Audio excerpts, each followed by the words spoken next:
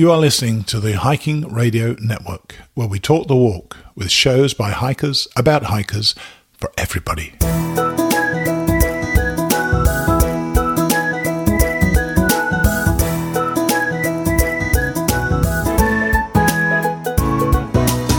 Mighty Blue on the Appalachian Trail, the ultimate midlife crisis. Join Steve and his guests every week as he staggers from Georgia to Maine.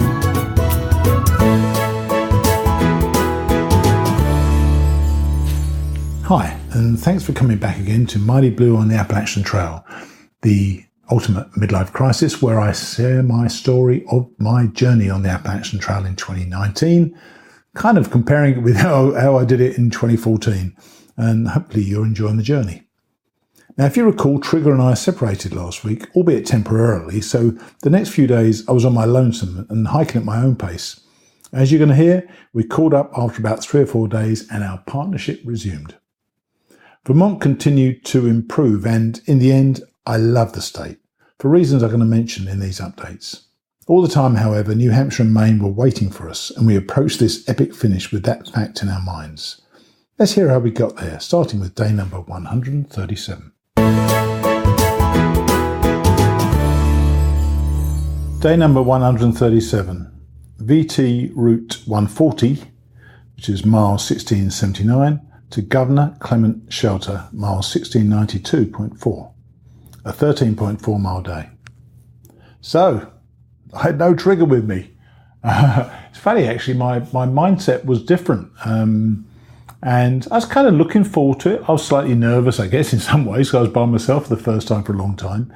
But, you know, you've got to make the best you can on this trip. I knew Trigger was going to be enjoying some time with his family, and I knew I'd be meeting him again on Sunday. So this was 3 days where I had to work out the day for myself and make sure I could get to make my goals. And I knew I wasn't going to go too far today, because I knew how far I needed to go to get to the right place to meet Trigger on Sunday. So this was just a 13-mile day, and one of our guests from a previous show, Judy Mikesell, had contacted me to say she was doing some of Vermont as well with some friends, Rich and Mary Ellen, and wondered whether I'd like to meet her for breakfast. So I said, yeah, sure, I'd love to. Very, very kindly, she paid for it. She grabbed the check immediately and paid for breakfast. And it was just a joy to spend time with people who kind of really enjoy the show. All 3 of them listened to the show, and they talked about the show. Judy actually wore a Mighty Blue on the Appalachian Trail t-shirt, which was very cool. And they drove me all the way back to where I'd come off on the trail the previous day the last time I'd been on the trail on Route 140, even though it was about 14 or 15 miles out of their way. And when they dropped me off, Rich shook my hand and put some money in my hand for the podcast, he said, for the Support the Hiking Radio Network, and thanking me for what I was doing. I was reluctant at first, but then I said, oh, great, thank you. And it was a much more generous donation than I'd imagined. So I really was very grateful for that. So I started sweating straight away, as you can imagine. And going uphill, which is what I was doing straight away, I realized how much Trigger has kept me going. I find when I'm hiking by myself, I stop easily. I stop easily because there's no one else to click their poles to make me keep going, I guess. And so I was sweating away, and as soon as I started sweating badly, I started just slowing down and just stopping and getting myself there.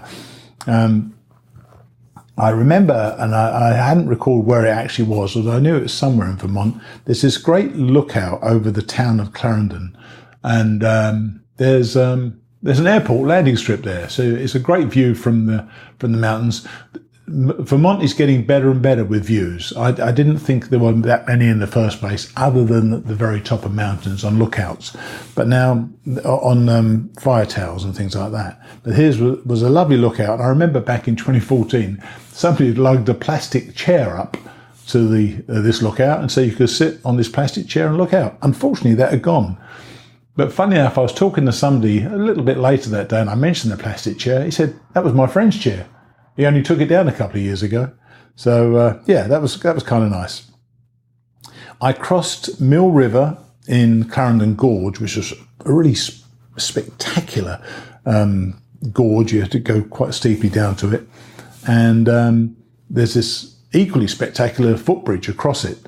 The work that's been done to put some of these bridges in is quite remarkable, and the amount of time and effort and money it must have taken to do these things. So we're always grateful for that. And had I wanted to, I could have gone down and hung out on the rocky beach down there and perhaps even gone in the water. But no, I really wanted to keep going. I saw that I use the Guthooks app, and when I look on the Guthooks app, I can see I've downloaded all the photographs of the various shelters. And one of the shelters, even though I wasn't going to stop there was a place called Clarendon Shelter. So I thought I'd go in there, and it had a kind of little, it was in a little mini field in front of it, so kind of nice and open. So I thought I'd pop in there and have some lunch. And so I got in there by myself, no one around, had lunch and lay down on a bench and slept for about half an hour, maybe even longer than that, in the sunshine. And I dried out, which was rather nice, actually.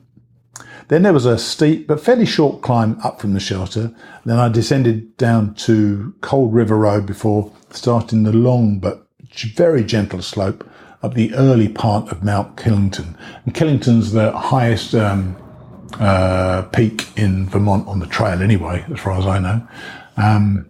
And it's almost like we were in the foothills of Killington. I mean, it's not massive, but it's quite a long, arduous climb. And eventually got to the shelter which was kind of cave-like, actually.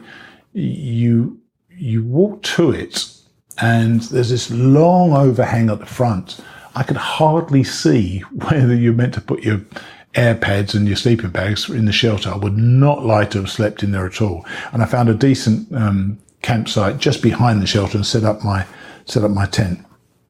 Because there was no one around, I was able to strip off my wet, soggy clothes, wet from sweat, obviously, because I'd be sweating again later on. And I dried off and put on my warm, dry clothes before a young woman, a young lady called Abby, who was a teacher, arrived. And she's doing the long trail. I've met a bunch of long trail people. And we had a nice long chat, cooked dinner together. And there was just the two of us there. She was set up in the woods.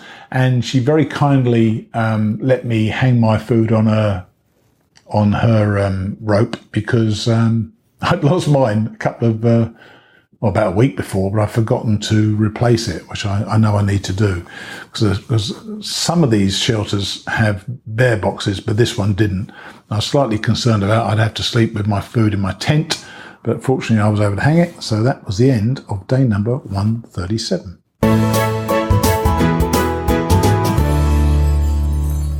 Day number 138, Governor Clement Shelter, mile 1692.4 to US Route 4, mile 1703. Just a 10.6 mile day. As I said yesterday, I only needed to get to Route 4 because I knew that's where Trigger, he texted me, where Trigger had been picked up by his brother. So I knew, and this was a Saturday, by the way, when I got there, I knew this was his 0 day. He'd be coming back the next day, Sunday, to US Route 4. We'd arranged to meet 10 miles in at a shelter. So I needed to get to US Route 4, and I wasn't going to push myself too hard. As I said, I hung my food with young Abby's food, and we got it down in the morning, sat and had breakfast, which was nice, chatting away. We both set off around the same sort of time, and I saw her once or twice, I think, in the day. If I did see her several times, actually, during the day as we were hiking Killington, because this was the big climb of the day for me. While I remember, I had signal, and I looked on Facebook, as I tend to do every now and then. Do you remember I mentioned about this so-called friendly bear that was between Goddard's Shelter and Kidgore Shelter a while back now, 4 or 5 days back, I guess. Sadly, this bear, who wasn't frightened of people, had become a bit more aggressive, and he tried to take a hiker's backpack off him. for his food, obviously. And so they had to make the decision to euthanize the bear. And I hate that, They have to do it, of course they do, because they can't have the bear terrorizing people, I guess. But isn't it sad? What a sad way to end. And when people refer to it as a friendly bear, you have this lovely image of what this thing is. But, we all know wild animals can be potentially dangerous. And this one was almost a danger to itself. And unfortunately, it's been put down. It's pretty sad, actually. I was going to be going over Killington that day. It's a 2,000-foot climb over about 4 miles, so only about 500 feet per mile. And that's how I look at some of these climbs, the number of feet per mile. Anything above 600 or 700 feet per mile, which is 600 or 700 feet rise per mile, is starting to get more and more difficult for me. 500 foot per mile is still fairly tricky, but so I just took it easy, and I really, really took my time, and I allowed myself to stop a lot. Once again, hiking without trigger, it keeps me less accountable, but it does make it easier for me, and I do stop a lot. And I'm kind of conflicted whether I should be that hiker or be the one who hikes the trigger. And I know that since I've been hiking back with trigger, in this last few days, I have stopped more going up these mountains. I think I need these breathers. I said to you last week on the last episode that Vermont is really prepared us nicely for the whites. We know there are climbs to come. And a 2,000-foot climb over 4 miles is not easy for anybody, I don't think, anyway.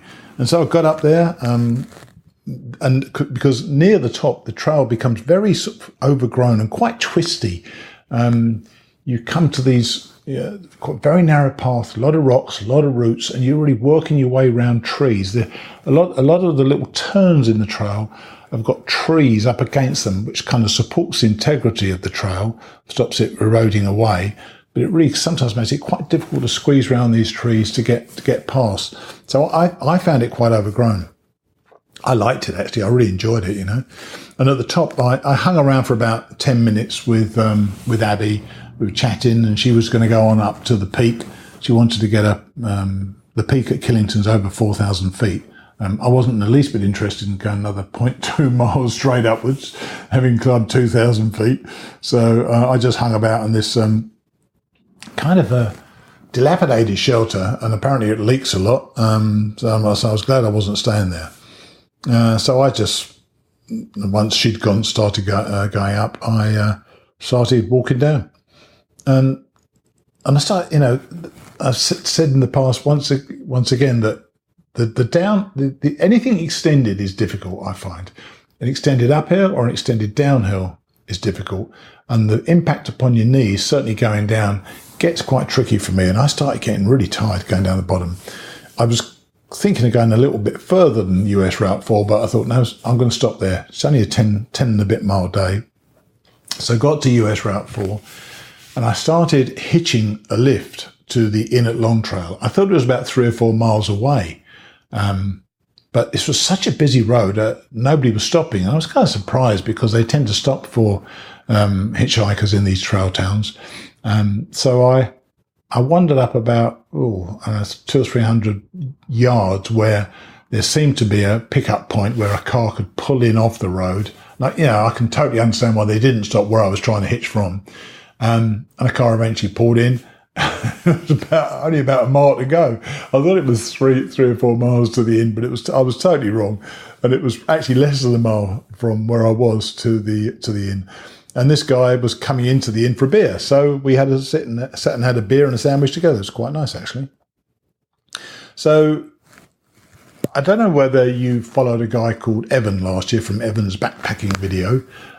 He communicated with me. And he'd spoken to me over the years on and off on my podcast. He's a listener as well. And he said he's going to be in the area with his family on a family holiday. And he broke his family holiday to come and have a beer with me, which was rather nice. And he came into the inn and he said, why don't we have dinner later? So he came back later as well. And he very kindly bought me dinner at the inn. And we talked backpacking. He's a serious guy, actually, quite a serious guy. And I'd love to do a full interview of him. But he said when I spoke to him about doing a full interview some time ago, he said he'd be very wary about what he was going to say. And I understand that. But I said to him, when I do these interviews, I tend to have a pre-recording interview so I can try to work out your narrative arc. I think he might well still do it. So Evan, if you're listening, please think about it and we'll do an interview together. But that's the end of day number 138.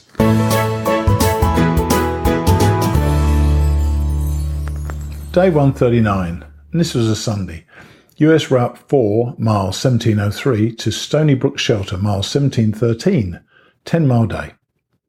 And this is just a short report because the majority of this day was taken up by my desire to watch the Cricket World Cup final. Yes, I guess you've no idea what I'm talking about. Cricket is the second most popular sport in the world after football. And by football, I mean what you call soccer. It's called football in the rest of the world. The World Cup final cricket started at 5:30 a.m. and hard though it is for most people to understand, it finished at 2:40 p.m. So, I don't know, best part of, about 9 hours. It was the greatest sporting event I think I've ever seen. Mainly because England beat New Zealand to be the world cricket champions, which we had never done before. And I was absolutely delighted, as I'm sure you can imagine. But if you don't know what cricket is, it kind of doesn't matter, does it? So eventually, the idea was I was going to be meeting Trigger at the shelter, which is about 10 miles away. He'd already started back at Route 4 at about midday, I think it was. So I knew I was pushing it and I had to walk back to the trail. And that's, as I say to you, it was just over a mile. And so I never got started till after 3 p.m. There was a small up and then a down towards Kent Pond. And Kent Pond is this beautiful, really large lake. And I really, really love walking around it. It's a nice path through there. I say the Vermont paths have been getting better and better and better and much more enjoyable to walk down. I came out, the path goes through the woods and opens up into little grassy patches and that by the pond. And there was a woman there and she looked to be in her 50s, I guess. And she started engaging me in conversation, and she was clearly flirting with me. It's kind of weird, actually. It doesn't happen to me that often. And she wanted me to smell flowers she had. I thought, she is as crazy as a box of frogs. And we were just chatting away and asked me what I was doing. I told her I was through hiking. She got terribly excited about that. And she said, well, what's it like out there? And I said, well, it's great. I said, well, the youngsters are fantastic to meet and I really enjoy them. And a lot of them smoke weed. And she leaned forward sort of conspiratorially and said, I've got some really good weed at home. Do you want to come home and have some? I saw she was wearing a wedding ring and I thought to myself, I can just imagine how impressed her husband was going to be when she turns up with his bloke to smoke weed. So I said, no, I don't think I will, but thanks so much. I don't smoke weed. But she was funny. And she actually delayed me. We were just bantering about for about 20 minutes. And it was a kind of fun part of the day. Then there was this 1,000-foot long boardwalk, beautifully done. Another lovely boardwalk. Before there was a 1,500-foot climb. Once again, another good length climb to really sort of get your exercise going.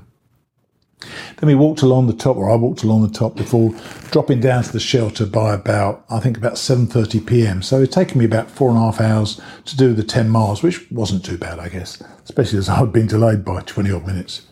And Trigger was there. I called out to him. He called out, Mighty Blue. And we were back together again, which was great. He didn't actually come out of his tent, but he had bought me a bunch of Snickers. So I was very grateful for that because I hadn't actually resupplied properly at where I'd been before at the Inn at Long Trail because there was nowhere to resupply and I wanted to watch the cricket and I hadn't got out of the hotel. Met a bunch of new hikers, one of whom had started in April from Springer. And we'd started February the 26th and we were at the same place. The bubble is definitely coming. And that night, because there were no bear boxes and because I had no rope, I actually slept with my food in my tent, in my backpack. I hoped a bear wouldn't come and bother me, and he didn't. So I was good to go. But that's really just a short recap. It was just a 10-mile day, and Trigger and I were back together, and that's the end of day number 139.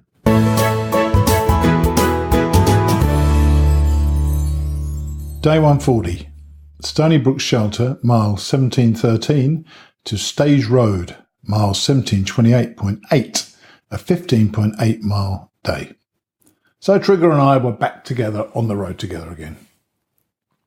We sat and had a convivial breakfast. There's just the two of us. Nobody had slept in the shelter. People were in tents all around, and so there was no picnic table at this particular shelter. We just sat and just resumed our partnership, and had our biscuits and gravy before setting out on the trail. And actually, there was a water source just 100 yards down the trail. So we filled up with water there. This was a day of quite, tough climbs. There were 3 very stiff climbs for the first 5 miles. I found them tough anyway. Trigger, I say he hikes like a demon. He really does. But I was finding them tough. And as I say, they really help out with our prep for the whites. And I really think I'm getting them. I'm getting over every mountain still, but I do have needed these warm-ups just to remind me that I'm climbing mountains again, and not climbing mountains as we have been in the middle states, or not climbing very intense mountains. Wasn't good preparation for where we are now, but I feel pretty good now and ready for those whites. And there's a place I remember from the previous time I came here. There was this lookout, and there was an enclosed shelter, and I don't know if it used to be somebody's summer home or whatever it was. This little house at the top of this little side trail, which a bunch of us went up. People I'd seen at the shelter. And when you get there, there's this ladder, which is almost vertical, up the side of the house that takes you into a lookout point right at the top of the house with magnificent views all around. And we did that, and as much to dry out our clothes as much as anything else. It was a dry day, but of course we were sweating like animals. And so we went up to this lovely lookout. We had a steady climb down to Vermont Route 12. And as we've done a few times in the past, we decided we were going to go into Woodstock, which was a nearby town, for lunch. It seemed a good idea. And we started hitching a lift, and this older guy just stopped pretty much straight away, got us into his car, started chatting. He was on his way to an appointment for physical therapy. So he actually drove us through Woodstock to where he said was a really good brewery, which turned out to be closed. He took us back into town and found us a really nice cafe. Great sandwiches, and we filled ourselves up on sandwiches and chips and stuff like that, and a couple of bottled beers. And so, we find, I don't know how everybody else copes with this, but we find that it actually helps us hike a little bit more as well. And we were quite tired I was quite tired from the morning. So once we finished, we hitched back to the trail. Yet again, somebody else picked us up, no problem at all. And there was an immediate up, which took us through this grassy meadow at the top and then back down to Stage Road. And we'd only just done 2 more miles. And we were just about to go further into the woods, this 2 more miles, and fill up with water again, when we saw this ad for the Norwich hiker hostel. And we'd seen this piece of paper. We weren't quite sure where it was. It was certainly not in our book. So we knew it was a new hostel. And it says brand new beds, new sheets and new everything, which was really nice to hear, actually, because there have been some pretty strange hostels around, I tell you. And we decided we want to stop. We want to stop at this hostel and try it out. And Norwich is ahead of us by this time. And it said it gave free pickup. So I thought, why not? We go for it.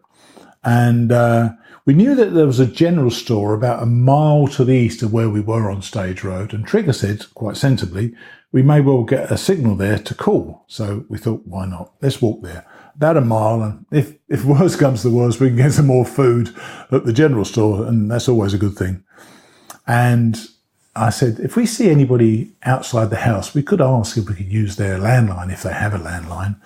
And as luck would have it, about a quarter of a mile down the road, this lady, I'm pretty sure her name was Penny. I hope I'm right, and I apologise if I'm wrong. We walked up to her and said, look, I said, we don't seem to have any service on our phone. And she said, would you like to use my landline? I said, oh, that's very nice of you. Thank you very much indeed. And she let us come up there, let us use the landline. I called the hostel, and this guy answered, and he said he'd come and pick us up, but he didn't quite know where it was. So Penny took the phone. She gave the directions, and she was just so charming. She was actually doing a gardening outside. She told us to sit down in these 2 Adirondack chairs. We just hung out there, just chatting with her until the owner of the hostel, a guy called Frosty, turned up. And when we got back to the hostel, I thought I'd interview him. So here's Frosty. I'm here with Robert Chambers, who's the hostel owner and my host for the last couple of nights, and again tonight, actually.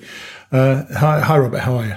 Good. I'm doing well. How are you doing? Not too bad. And I've actually just discovered his name's Robert Chambers, because I keep calling him Frosty because that was his trail name. So you're not a young man to be starting a hostel, are you? So what brought it about? Well, I'll be 3/4 of a century in another 2 weeks.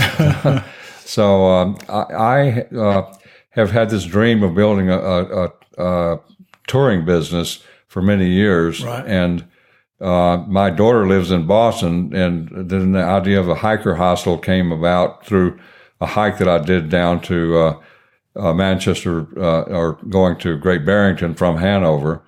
And I stayed at the Green Mountain Hostel. Right, yes. Which we did as well, by the way. Okay, and I'm trying to model after the Green Mountain Hostel, but I had always had trouble finding a building, and finally one came up, and here we are.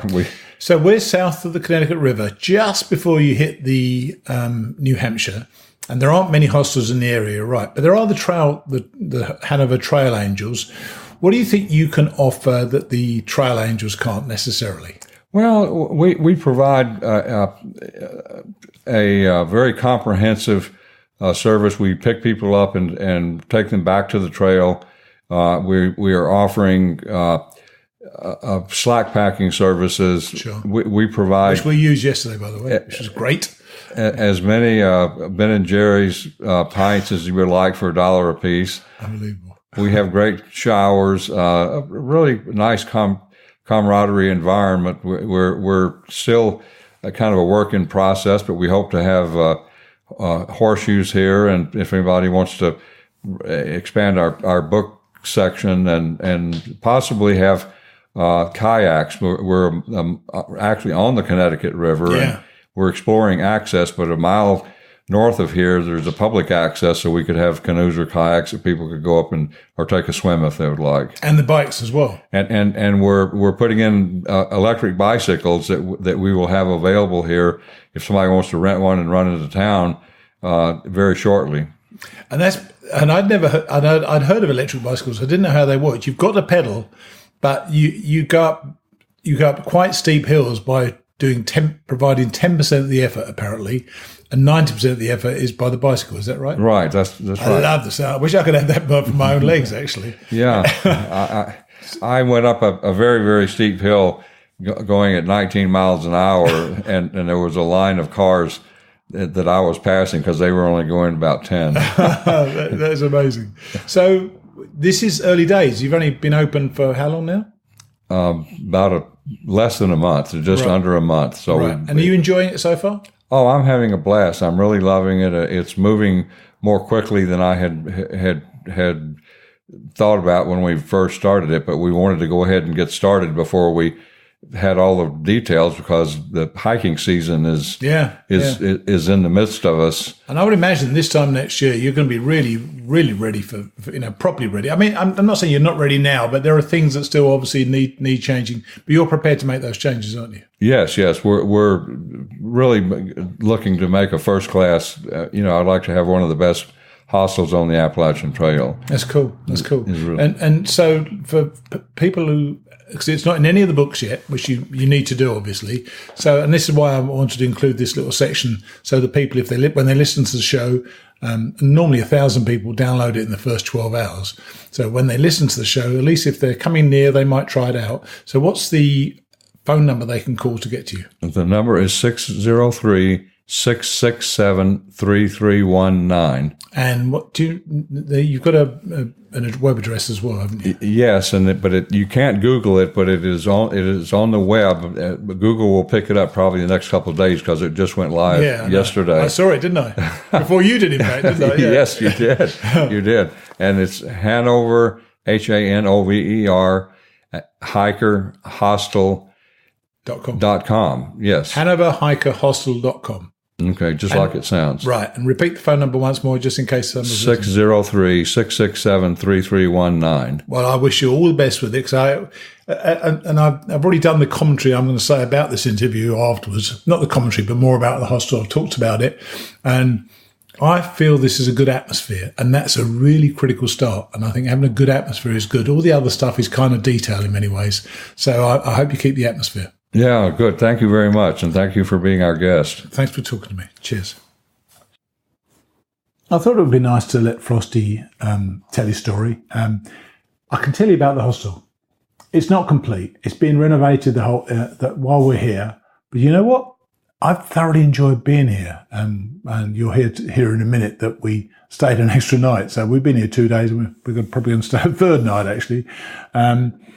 But everything is clean. Everything's new. There are things that aren't quite right. The Wi-Fi doesn't work great. It doesn't work. Hardly works at all, actually. But he knows he's got to get that sorted out.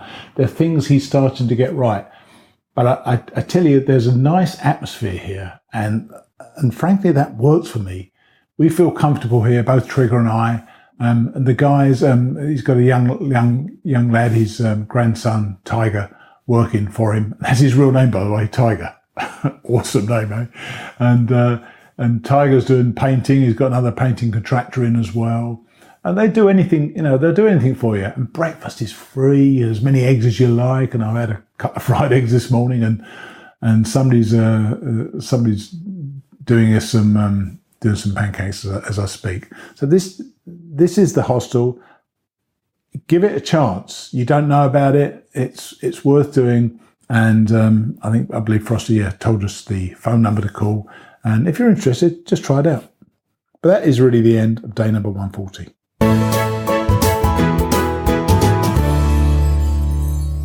Day number 141.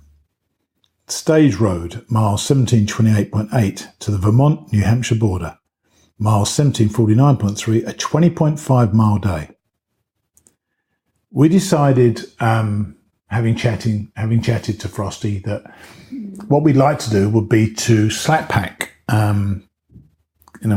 drive back to Stage Road with our reduced packs, reduced to virtually nothing, in fact, leave all our stuff at the hostel and come back there. And we knew there was a 20-mile day in store for us, and with some of the climbs we had, I seem to remember there was, when I looked at the trip, it was a total of 4,500 feet of climb, and about 4,900 feet of down. So we knew it was going to be quite an intense up and down day. So to do this slap pack, this 20 miles was a really good thing for me anyway, as far as I was concerned. And in the first 6 miles, we had 2,200 feet of climb. Once again, pushing yourselves and just getting used to getting those legs working upwards. And there were some very intense ups. They're not all standard elevation, as it were, not regular elevation. You're not going steadily up at 45 degrees. Sometimes you're going a much, much steeper climb than that. And it's quite tough. And then it flattens out a bit. Then it goes up a bit more. And really, these climbs have really got me in the mood now for the bigger climbs coming up. And the trail has continued to improve. The rocks and the roots are far, far less. And we've had some really nice flats between the climbs and the downs. So I enjoy that part of it. But it did seem endless because, 20 miles is still a long way, whichever way you look at it.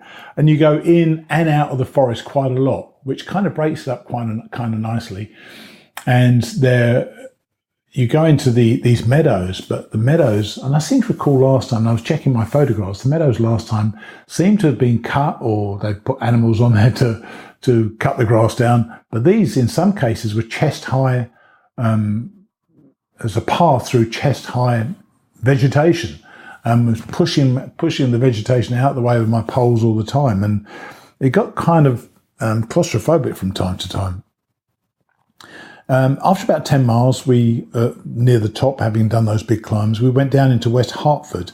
West Hartford was a town or a village which was affected by Hurricane Irene in 2011, and I was told about this when I went through in 2014, and I was telling Trigger the story that I'd come over the bridge at West Hartford, and a guy called Randy had beckoned me from his porch because a woman had been driving across the bridge, saw me and said, "Go over there, that guy will get you some food." So I said, "Oh, certainly, thank you very much indeed." It turned out that was his wife, Linda, and she was on the way out. But Randy, when I turned up at his house in 2014, told me all about the hurricane in 2011, how the bridge had actually been covered with water, which was amazing when you looked at the river going through the town now, and the whole of the village had been flooded, and Randy's house had been flooded to 5 feet as well, and they had to rebuild and everything. But when Randy was telling me the story in 2014, he was cooking me pancakes and bacon, almost about 20 of each. I just sat there for, I don't know, about an hour drinking coffee, talking to him. It was great. So going over the bridge, I'm telling Trigger the story, and there's Randy beckoning me over again. So I go over. Actually, he went in the house, and his wife, Linda, pointed me round to the porch at the back, and I went to the porch with Trigger, and as we went there, the rain started coming down. We hadn't expected rain, but suddenly rain was coming down. So we hung out on the back porch with his wife, Linda, who I'd met 5 years before, and I even had a photograph of Randy that day on my phone, which I was able to show Linda just the other day, which was really, really nice. Eventually the rain stopped, so we'd had a couple of cakes and some coffee and a soft drink. We headed out again. There was more climbing, there was more endless downhill, and eventually, after what did seem like a long, long day, and it was something like 5 o'clock or 5:45 then, I think it was, we exited the forest and we walked the last couple of miles to Connecticut River and the border. So we'd made it to New Hampshire after a 20-mile day. I called Frosty, and we met a young woman at the place called Half Note, and we went with her in the evening into Hanover, and she'd had a few issues. So I'm going to let Half Note explain those issues herself. So here she is. Right, I'm sitting here in the hostel, sitting on a bed actually, with Liz Ewing. Hi, Liz. Hello. Your name is Half Note. Why are you Half Note? The note part is because I play piano, and the half part is because I'm rather short. She's not that short, by the way, but she must be hanging around with tall people before. And we met some time ago at the RPH shelter. You remind us, and you were going with a bunch of people who kept stopping at Hilton's all the way. Yeah, guilty as charged. Yeah, so what happened to you? Because I was surprised to see you. I thought you'd be either miles behind us or miles ahead of us. You've had a kind of a broken up hike, haven't you? Yeah, it has seemed a little derailed lately. Pretty soon after that time that we met at RPH shelter, I was starting to feel like very unwell as the hiking went on. And I finally put my finger on it that it was probably some giardia that I had picked up somewhere along the way. Can you tell people what giardia actually is as far as you know? Sure. It's a waterborne parasite, actually, intestinal parasite, which is 2 words you never want to hear. Nasty all around, but also very sort of disabling for my hiking, for sure. I had to get off. And how did it manifest itself? Did it make you feel just weaker? Loss of appetite was the first thing I noticed, for sure. Just not feeling very well when I hiked, like no energy. I'd run out of steam pretty quickly. And then once it really fires up, there are some nasty digestive issues. I'll spare you. Enjoy those, the details, for sure. Too much information on that one. Absolutely, yeah. So how do you treat it? There's a drug specifically for it called Flagyl or metronidazole. So finally, after like 2 weeks of drama, I got myself a prescription of that, and that seemed to take care of it pretty quickly after that. So And then you think now it's coming back, don't you? Yeah. Yes, after all of that, I suspect that maybe a few of those little worms stuck around for round 2. And I remember when I got it the first time, after I had finally gotten it all cleared up, I said, if I get giardia again, like, I'm going to jump off a cliff and then I'm going to get off trail. And then it's like fate called my bluff or something. And I'm like, okay, I guess I won't actually jump off a cliff and get off trail. I'll just have to figure this out all over again. So what you did, though, you missed some miles, didn't you? Mm-hmm. And we had a little talk about this morning, because we're just about to hit the White Mountains. And you don't feel up to it right now, do you? No, not particularly. So you're going to possibly go back to get your legs again by go back to the miles you missed. Is that right? Yeah, I was thinking of that. That just occurred to me recently as maybe a way to kill 2 birds with 1 stone. Yeah, get your legs hiking again and so on. So what are you looking forward to, apart from getting rid of this feeling? Well, that's certainly number 1 right now. I'd love to either reconnect with some people I've met along the way and spent some time with, or else I'm always interested to meet new people. That was maybe a highlight for me so far on this whole hike that I wasn't expecting, was just the social aspect and the support and close relationships. One thing that, and I didn't say this to you earlier, and I'll say it now though, I'm surprised you didn't quit. But what only because, especially now you've got it back again, you don't feel in the least bit inclined to quit, do you? I've certainly thought about it with some seriousness. I certainly considered that as an option.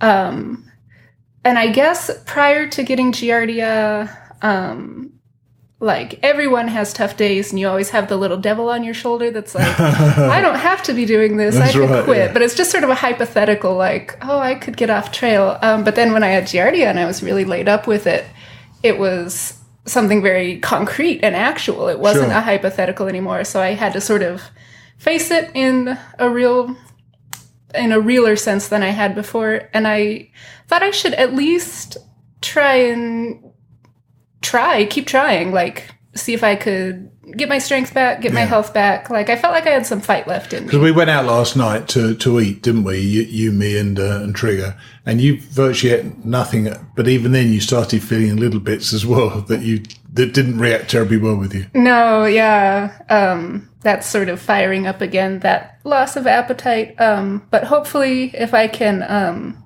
get that medicine again a lot sooner this time around. I'm really hoping that it won't be anything debilitating like last time. It'll just be more of a little road bump. Yeah. Good for you. I love the positive attitude, and I really hope it works out for you. Oh, thank you so much. Thanks for talking to us.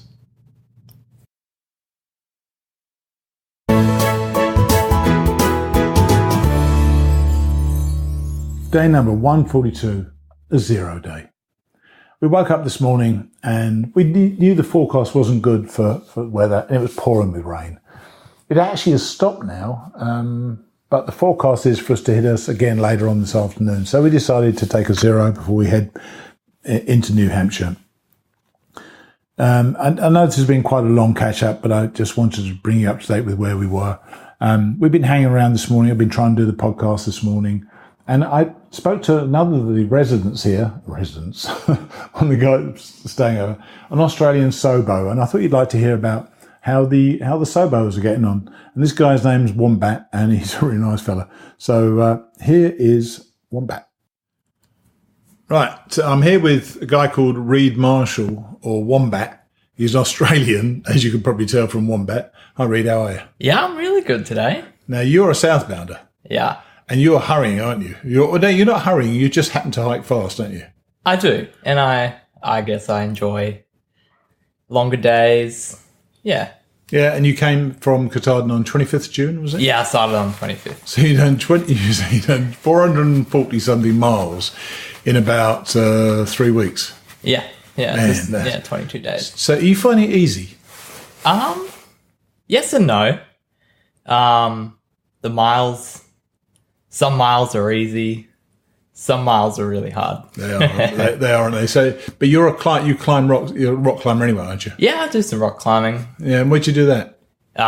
Just around southeast Queensland. There's lots of awesome places. Also the Blue Mountains. All right, I've been to Blue Mountains, yeah. Beautiful down there. So what's the what brought you here? What was the purpose? Yeah, I just wanted to challenge myself, really. Push myself a bit, see more of the world.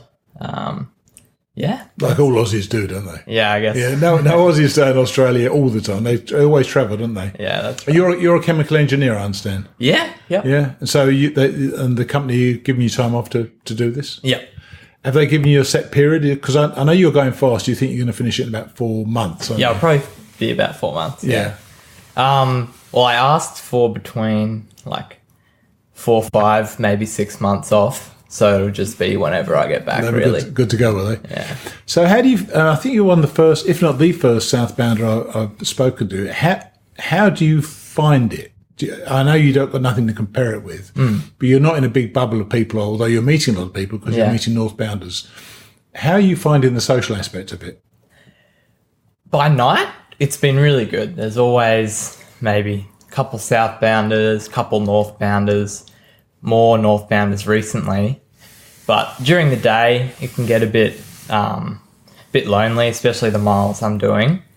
I bet it does.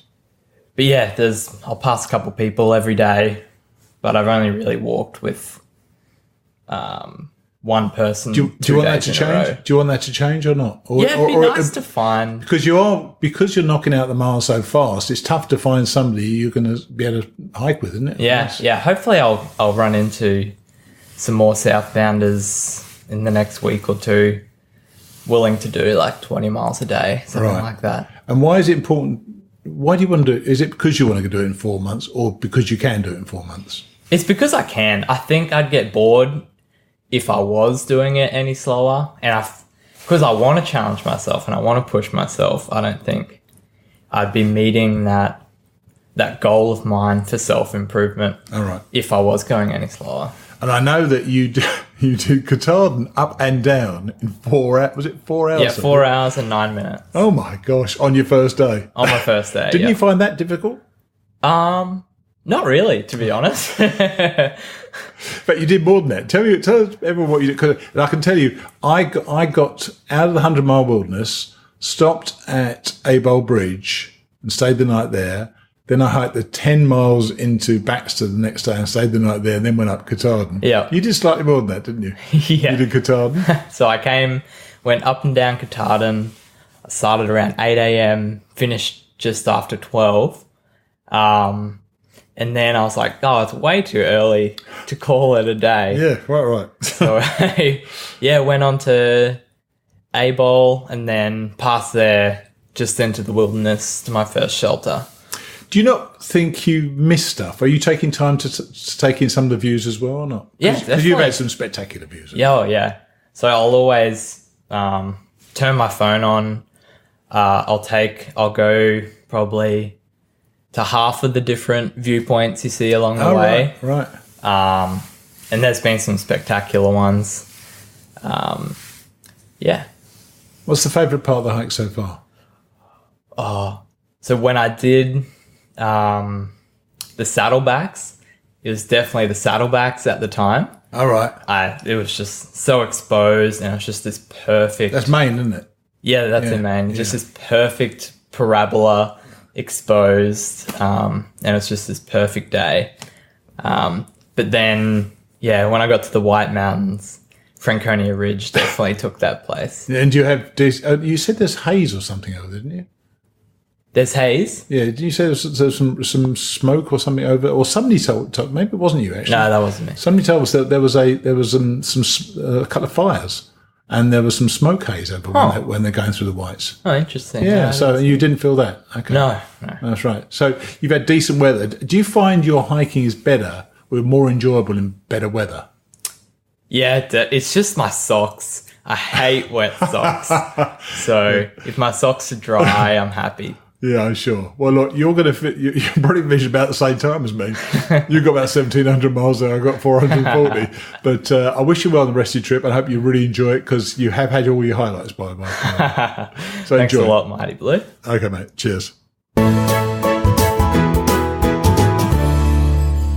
So that's it. You're all caught up.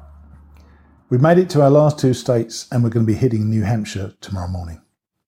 My estimate of our finish date is now somewhere between August the 22nd and August the 26th.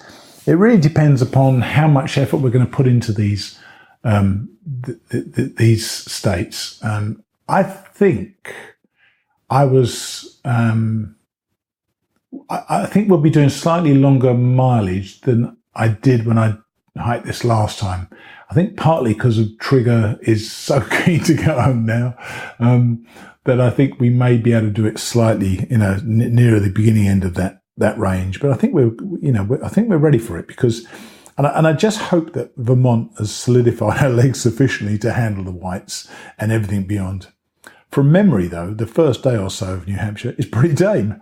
After that, we're going to find out what we're made of. I'll see you next time.